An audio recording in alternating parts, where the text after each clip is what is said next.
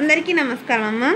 ఈరోజు మనం తెలుసుకుంటున్న అంశం ఏంటంటే 9వ తరగతి తెలుగులో రెండవ పాఠ్యాంశమైన రంగస్థలం అనే పాఠ్యాంశానికి సంబంధించి టోటల్ నోట్స్ను చూద్దాం. వీడియోలోకి వెళ్ళే ముందు ఇంకా మన ఛానల్ సబ్స్క్రైబ్ చేసుకుని వాళ్ళు ఎవరైనా ఉంటే దయచేసి సబ్స్క్రైబ్ చేసుకొని లైక్ చేసి షేర్ చేసి మీ ఫ్రెండ్స్కు రిలేటివ్స్ అందరికీ సబ్స్క్రైబ్ చేసుకోమని చెప్పండి. నా ఛానల్ని సబ్స్క్రైబ్ చేసుకొని ప్రత్యక్షంగా పరోక్షంగా సపోర్ట్ చేస్తున్న వాళ్ళందరికీ పేరు పేరున ప్రత్యేకమైన హృదయపూర్వక ధన్యవాదాలు. ఇంకా ఆలస్యం చేయకుండా వీడియోలోకి వెళ్ళిపోదాం. సాంఘిక నాటకాలు సమాజాన్ని చైతన్యపరచడానికి ఏ విధంగా కృషి చేస్తున్నాయి? జాగ్రత్తగా స్క్రీన్ షాట్ తీసుకున్నాము. ఒకవేళ అక్షరాలు కనుక క్లియర్ కనిపించకపోతే నెట్ క్వాలిటీ పెంచుకొని స్క్రీన్ షాట్ తీసుకోండి. మీకు ఎటువంటి వీడియోస్ కావాలో నాకు కామెంట్ సెక్షన్లో తెలియజేస్తే కొంచెం ఆలస్యమైనా కూడా ఖచ్చితంగా అంటే మీకు కావాల్సిన వీడియోస్ నేను అప్లోడ్ చేస్తాను. ఎందుకంటే కొంచెం పని ఒత్తిడి వల్ల ఆలస్యం అయితే అయి ఉండవచ్చు. రెండవ ప్రశ్న, నాటక రంగంలో రేడియో నాటకాల ప్రత్యేకతను వివరించండి. తర్వాత ఇది కంటిన్యూషన్ అన్న. జాగ్రత్తగా స్క్రీన్ షాట్ తీసుకోండి. ఇక్కడికక్కడ స్క్రీన్ షాట్ తీసుకున్నాము. తర్వాత మూడవ ప్రశ్న, తెలుగు నాటక రంగంలో సంచలనం కలిగించిన నాటకాలను గురించి రాయండి. తెలుగు నాటక రంగంలో సంచలనం కలిగించిన నాటకం ఏంటివి ఉన్నాయి? పాలేరు నాటకం, కన్యాశుల్కం కదా, ఇట్లాంటివి చాలా ఉన్నాయి. అర్థమవుతుందా నాన్న? ఇక్కడికక్కడ స్క్రీన్ షాట్ తీసుకున్నామా. తర్వాత ఇది కంటిన్యూషను. ఇక్కడికక్కడ స్క్రీన్ షాట్ తీసుకోండి. తర్వాత క్రింది ప్రశ్నలకు సమాధానాలను రాయండి. మీ ఊరిలో పాడి పండ్ల ఆనందరావు గారు రచించిన అంబేద్కర్ రాజగృహ ప్రవేశం నాటికను ప్రదర్శిస్తున్నారు. ఈ విషయాన్ని తెలియజేస్తూ ఒక కరపత్రం తయారు చేయండి. ఇది కరపత్రం. తర్వాత రెండవ ప్రశ్న, ఒక నాటికను ప్రదర్శించాలంటే నాటిక ఎంపిక దగ్గర నుండి వేదిక మీద ప్రదర్శించడం వరకు ఎన్నో పనులుంటాయి కదా. మీ ఉపాధ్యాయుని పెద్దలను అడిగి తెలుసుకొని నాటక ప్రదర్శనపై వ్యాసం రాయండి. ఇది నాటక ప్రదర్శన. జాగ్రత్తగా స్క్రీన్ షాట్ తీసుకున్నాము. ఒకవేళ అక్షరాలు కనుక క్లియర్ కనిపించకపోతే నెట్ క్వాలిటీ పెంచుకొని స్క్రీన్ షాట్ తీసుకోండి. ఇక్కడికక్కడ స్క్రీన్ షాట్ తీసుకున్నాను.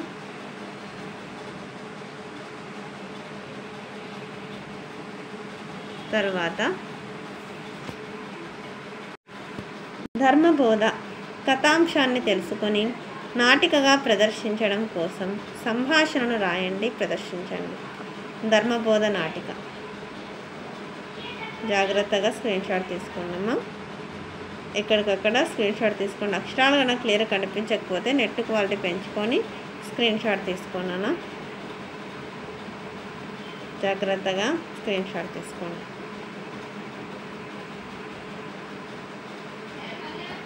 తర్వాత ఇదంతా కంటిన్యూషన్ అన్నా. ఒకవేళ అక్షరాలు కన్నా క్లియర్ కనిపించకపోతే నెట్ క్వాలిటీ పెంచుకొని స్క్రీన్ షాట్ తీసుకోండి. జాగ్రత్తగా స్క్రీన్ షాట్ తీసుకోండి. ఇక్కడికక్కడ స్క్రీన్ షాట్ తీసుకున్నాను. తర్వాతి ప్రశ్న, నాటికలను వాటి రాసిన రచయితలతో జతపరచండి. నాటకాలు రాస్తున్నారు కదా రచయితలు, వాళ్ళు ఎవరెవరు ఏ నాటకం రాస్తున్నారు. తర్వాత భాషాంశాలు, పదజాలం.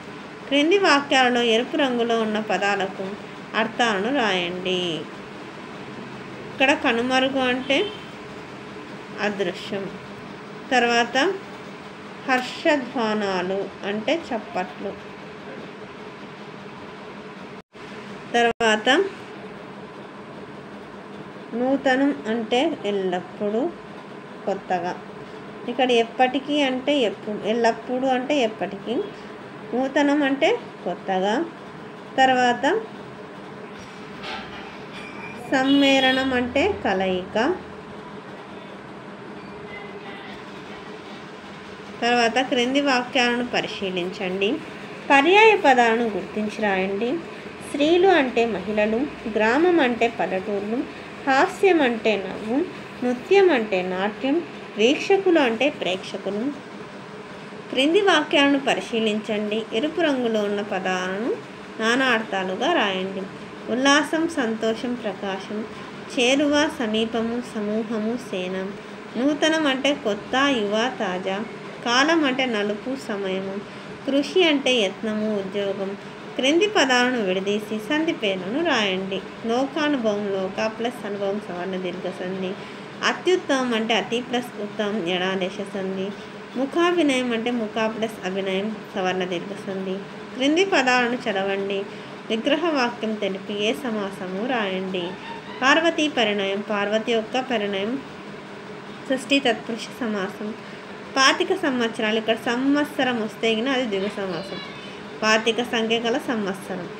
తర్వాత యువ కవి, యువకుడైన లేకుండా యువకర్త అయిన కవి. విశేషణ పూర్వపద కర్మధారయ సమాసం. తర్వాత మయ సభ, మయునిచే నిర్మించబడిన సభ. తృతీయ తత్పురుష సమాసం.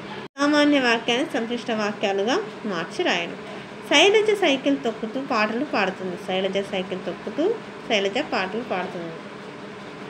రామారావు అన్నం తిని పడుకున్నాడు. రామారావు అన్నం తిన్నాడు. రామారావు పడుకున్నాడు. సీతమ్మ బట్టలు ఉతికి ఆరేసింది. సీతమ్మ బట్టలు ఉతికింది. సీతమ్మ బట్టలు ఆరేసింది. శరత్ పరిగెత్తి అలసిపోయాడు. శరత్ పరిగెత్తాడు.